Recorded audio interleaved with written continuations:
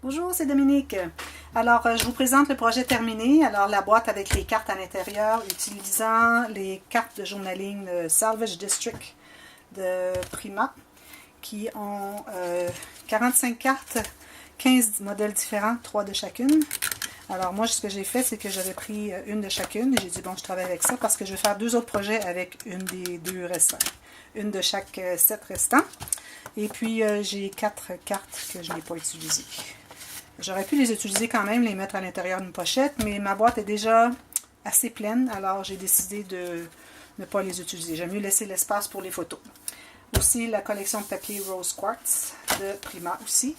Alors, ce sont 2 collections qui n'ont rien à voir l'une avec l'autre, mais je trouvais que ça coordonnait tellement bien avec les cartes journaling que j'avais. Alors, c'est pour ça que je les ai utilisées. Et il reste des cartes, parce qu'il y a des cartes incluses dans la collection de papier. C'est pour ça d'ailleurs que je l'ai acheté. J'achète toujours des collections de papier qui ont des cartes pour pouvoir faire soit des petites interactions ou soit des décorations. Alors voilà, je vous montre le projet terminé. Tadam! Voilà. C'est une boîte, comme j'avais fait un tutoriel déjà, comment couvrir la boîte. Si vous voulez avoir le lien, dites-le moi dans la boîte de commentaires, je vous l'inclurai dans mon commentaire. Alors ici, j'ai utilisé une des cartes, ma carte préférée de toute la collection, de celle-ci. Et le papier préféré qui est avec les plumes. Et puis celle avec les fleurs, mais avec le fond foncé. C'est bien qu'ils aient 2 modèles de 2 designs de papier qui est foncé, alors ça va bien pour contraster. Ici, j'ai utilisé des petites fleurs que j'avais de Prima, je ne me souviens pas, je ne l'ai pas avec moi. Ce sont une petite garniture achetée chez Hobby Lobby. Des petites fleurs, des perles, et voilà, j'ai distressé, j'ai ancré tous les rebords de tout à l'intérieur, excepté les cartes roses qui sont du matting, que je n'ai pas distressé, mais tout le reste est fait. Alors voilà, et ici j'ai utilisé une rangée de gros, et ce sont des étoiles, avec des petits brillants, tout est brillant. Alors j'ai utilisé ceci de mon magasin Dollar ici, qu'on a au Canada. Alors ici j'ai mis une boucle parce que la boîte est déjà pleine, il n'y a pas de photos, mais il y a déjà tous les goussets qui sont alloués pour les photos. Alors ça ne devrait pas ajouter tellement. Mais quand même, j'ai décidé de mettre un ruban pour que la boîte se tienne bien et en même temps ça fait une très belle décoration. Alors pour ce faire, j'ai collé derrière, j'ai collé le ruban ici et j'ai mis une carte comme ceci pour ajouter un petit peu de l'intérêt. Parce que bon, c'est sûr que ça cache beaucoup les plumes ici, mais je trouvais que ça couvrait bien. J'aurais pu couper ici, mais bon, j'ai dit je vais la laisser au complet. Alors voilà, on ouvre le ruban. Et on ouvre la boîte. L'intérieur, j'ai mis une carte ici. Même côté. Je pensais que je l'avais inversé, mais c'est bon. Ici, c'est certain qu'on voit l'intérieur de la boîte que j'avais. Peut-être que je la peindrai avec une petite peinture acrylique, mais je ne l'ai pas avec moi. J'ai pas de la noire. Mais j'ai peur que ça... C'est parce que je voulais pas mettre un papier, parce que ça faisait déjà un peu serré. Alors, j'ai pas voulu ajouter. Alors voilà, il y a 4 cartes interactives. La première, qui est un petit peu pliée ici, qui est celle qui est décorée ici avec des petites perles. C'est la seule parce que je veux que les cartes soient faciles à manipuler et non fragiles pour ne pas briser rien, les fleurs, etc. Alors j'ai mis seulement celle-ci et puis c'est déjà assez, même que ça prend l'épaisseur. Si j'avais pas ça, je pense que ma boîte fermerait facilement. Mais bon, ça va. Alors voilà, ici vous voyez mes cartes sont tout juste pour être capable d'aller chercher avec mon doigt. Alors, j'avais laissé quand même suffisamment d'espace des 2 côtés. Et je conseille de terminer la boîte avec la doublure avant de calculer la grandeur de vos cartes. Parce que quand j'avais calculé la grandeur des cartes, je n'avais pas calculé l'espace, l'épaisseur que la doublure de carton couvert de papier que j'ai mise autour. Je vais vous la montrer après. J'avais pas calculé. Alors, heureusement, j'ai utilisé du carton mince. Parce que j'en avais. J'ai pris l'arrière du pad ici. Alors, c'est tout simplement ça que j'ai utilisé. Et puis, vu que mon papier était épais et que c'était collé sur la boîte, j'ai dit ça va juste solidifier suffisamment. Vous voyez, ça ne bouge presque pas. Alors, voilà. Je vais vous la montrer tout à l'heure. Alors, la première carte. Alors, ici, j'ai fait un onglet rotatif. comme ceci. Petite flap. Question de faire différent des aimants toujours. Alors on ouvre comme ceci. Ici on a une pochette. Je vais prendre une carte pour montrer une pochette. Attendez un petit peu. J'ai une petite carte ici. Alors voilà la pochette. Alors ça a été collé dessous. Alors vous voyez que ça va jusqu'au côté. Alors il n'y a pas de colle là. Mais il y en a en bas, c'est bien, il n'y a pas de problème. Les photos entrent ici. Alors ici on a un cahier, petit journaling. J'ai relié seulement 5 pages, 6 pages. Et ici, j'ai fait la même pochette de ce côté-là. On peut mettre une ou deux photos ou une petite carte ou quelque chose qui a rapport avec ce qu'on a inscrit ici. Parce que ce qui arrive, c'est qu'avec ce projet, on a des cartes toutes séparées. C'est pas nécessaire d'avoir des photos qui sont toutes reliées. Alors, comme toute une occasion pour tout. Alors, ça peut être des petites occasions, une par carte. Alors, la raison pour laquelle j'ai pensé, alors ce qui m'a fait penser à faire ce projet, c'est que quand je faisais des albums et que j'avais toutes mes pages interactives et qu'il ne me restait qu'à entrer qu'à relier, coller la carte, excusez, la page à mon livre, au système de penture, si je peux appeler. Alors, ça me faisait penser que les cartes, j'aimais bien les tenir dans les mains. Je me disais, si c'était quelque chose qui n'est pas relié, il me semble que ce serait bien agréable aussi. Alors, c'est la raison pour laquelle j'ai fait ça. Aussi, je m'aperçois que j'ai oublié parce que les cartes sont ouvertes des deux côtés et on pourrait mettre une photo. Mais c'est tellement serré que je pense que c'est pas nécessaire de mettre une carte. Et puis, ça va ajouter de l'épaisseur. Et puis aussi, les gens vont avoir de la difficulté à la trouver, parce que vous voyez, même moi, j'ai de la difficulté à la trouver. Et puis aussi, ça va enlever la largeur ici pour avoir accès pour aller chercher. Alors, j'ai décidé de ne pas les mettre. Ils sont là si les gens le veulent, mais c'est pas nécessaire. L'autre côté, alors ici, j'ai le fermoir enveloppe. Alors ici, on a une pochette. On peut utiliser un crayon gel pour inscrire un petit quelque chose. Ici, j'ai utilisé la carte de la collection ici, à l'intérieur, pour écrire des notes. Et avec ceci, je trouvais qu'en étant si bas, ça ne nuisait pas à inscrire quelque chose ici. On a quand même 1, 2, 3, 4, 5 lignes pour écrire. Et puis les roses allaient bien avec. Alors, et puis ça vient de la collection de papier. Alors ici, on a tout simplement... Ici, j'avais, si vous regardez la vidéo qui est la préparation pour ça, que je vous expliquais comment j'ai fait mes interactions. Ici, j'avais une flap qui était comme ça, qui fermait, mais ça faisait trop serré, c'était trop. Alors, je l'ai tout simplement coupé. Et puis, c'est suffisant. Alors, parfois, on a des interactions en trop. Quand c'est tout maté et qu'on arrive pour la fermer, ça ferme trop serré. Alors, je préférais l'enlever carrément. Alors ici, j'ai couvert avec du papier cartonné uni. Celui-ci est de poids supérieur. C'est le seul que j'avais de rose. Si j'avais eu du rose de poids régulier, comme celui-ci, je l'aurais utilisé, mais c'est tout ce que j'avais. Puis je voulais vraiment avoir deux couleurs qui vont avec ceci, et je n'avais pas vraiment de gris. Alors j'ai été chercher le rose. Alors c'est ça, ça aurait donné moins d'épaisseur, donc plus d'espace pour les photos. Mais ça va parce que tout fonctionne bien pour ajouter les photos qu'on veut.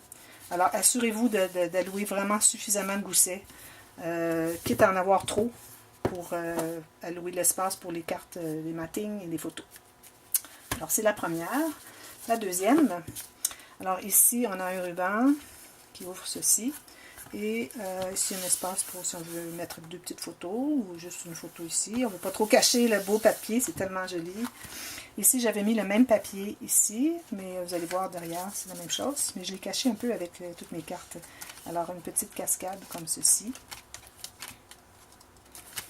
Voilà. Elle n'est pas parfaite comme vous voyez, elle est un petit peu croche, mais bon. Elle est droite quand elle est fermée, c'est déjà ça. C'est pas toujours facile de faire bien droit. Et de l'autre côté, alors encore un ruban.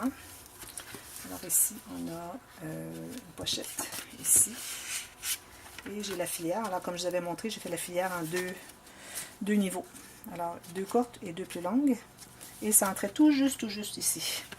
Même qu'il a fallu que j'enlève, je dirais, 1 mm ou 1 mm et demi ici. Alors l'espace pour les photos. J'avais dit que je mettrais une carte derrière, mais j'avais pas suffisamment de goussets pour allouer une carte de plus. Même que j'ai dû, ici, si vous voyez mon gousset était ici, le premier. Ma carte ici mon papier arrivait jusque sur le côté, juste au bord, et je m'apercevais que ça ne voulait pas fermer, c'était trop. Ici, il faudrait que je rajoute de la colle un peu. Alors ce que j'ai fait, c'est que j'ai décollé avec le bout de mon ongle ici, avant que ce soit collé définitivement, parce que je venais tout juste de coller celle-ci. Et avec ma règle et mon couteau précision, j'ai fait une ligne. Alors il faut faire attention quand on fait ça pour aller trop fort, pour ne pas couper la page elle-même, juste le papier. Alors ça m'a permis d'ajouter, je dirais, un 2 mm de gousset. Et puis là, ça ferme mieux. Et là, ici, il faudrait que j'ajoute un petit peu de colle. Et puis, vu que le haut aussi n'avait pas beaucoup de gousset, alors ce que j'ai fait, c'est que j'ai pris ma règle et j'avais environ 1 mm ici d'espace de papier blanc avant ma carte et j'avais la même chose de l'autre côté. Alors, ce que je fais à ce moment-là, c'est que je tiens ma page et avec ma règle, je viens appuyer ici pour augmenter le gousset au maximum, même que là, je l'ajoute encore un peu. Alors, à ce moment-là, tout ferme très bien. Il y a l'espace pour mettre des photos. Alors voilà, et ici on a un espace pour des notes. Alors quand on a tout fait nos cartes et on ajoute des cartes, il faut vérifier de temps à autre, pendant qu'on fait la page, pour voir si nos goussets sont toujours suffisants. Vous voyez ici, moi j'ai un beau gousset pour mes petites cartes. Alors on peut ajouter des photos sans problème. Alors, surtout quand vous avez 2 goussets. Quand vous avez une fermeture comme ceci et comme ceci, alors vous êtes plus limité dans l'espace, alors il faut vraiment s'assurer d'avoir suffisamment de goussets. Alors si vous vérifiez pendant que vous faites, alors il est toujours possible, si vous êtes assez rapide dans votre progression de la page, d'ajouter du gousset avant que tout soit collé. Voilà, la troisième. Alors ici on a un aimant. Alors ici j'ai ajouté une autre carte parce que j'avais... je trouvais que ça faisait très bien. Et ici aussi, une autre carte. Celle-ci, je ne voulais pas couper ici et je ne voulais pas couper le noted. Alors, c'est pour ça que je ne l'utilisais pas sur des cartes qui sont plus étroites. Je l'ai utilisé sur celles qui faisaient plein de largeur de mes cartes. Alors, c'est le fond. Et j'ai fait un petit croisement de ruban ici pour pouvoir insérer des choses à l'intérieur. Et ici, c'est le papier de la collection. Alors, ça s'ouvre comme ceci, avec une pochette ici. Et même chose ici, avec une pochette. Alors celle-ci, les goussets alloués étaient corrects. Ici, un autre avec aimant. Alors on l'ouvre comme ceci. 2 cartes comme ceci. Et 2 cartes comme ceci. Alors c'est 13 faces. 13 possibilités de photos. La dernière, et non la moindre. Alors ici, on a un gousset. Et ici, je voulais pas faire tout l'espace avec un papier uni. Surtout qu'il est noir, ça fait assez sombre. Alors j'ai fait un peu plus court et j'ai mis une petite garniture du papier dont je me suis servi pour faire le fond de la cascade. Alors ici encore, on a une pochette. Est-ce qu'on a une pochette? Oui. Qui va qui arrête ici parce que c'était le surplus de papier que j'ai tout simplement collé des 2 côtés. Alors on n'a pas l'espace de photo qui peut aller jusqu'au côté, mais c'est suffisamment grand. Ici, habituellement, je mets un petit bouton quand je fais la cascade interactive, mais je trouvais qu'il n'y avait pas beaucoup d'espace et je ne voulais surtout pas ajouter trop d'épaisseur, malgré qu'il y aurait eu de la place, parce que si on calcule l'épaisseur de toutes les cartes ici, alors il y aurait eu suffisamment d'espace. Mais je me suis dit, bon, je vais essayer. Alors j'ai fait avec le ruban plutôt, une petite tirette en ruban. Alors voilà. Et ce que j'aime bien, c'est que quand je l'avais fabriqué, la cascade, elle n'était que de blanc. Alors, les pages n'étaient pas encore matées. Alors, je l'essayais en tenant ici et puis je la trouvais bien molle. Elle faisait des cartes toutes comme ça en même temps. J'ai dit, bon, on va voir ce que ça donne. Et puis, en les ayant matées, ça donne d'épaisseur.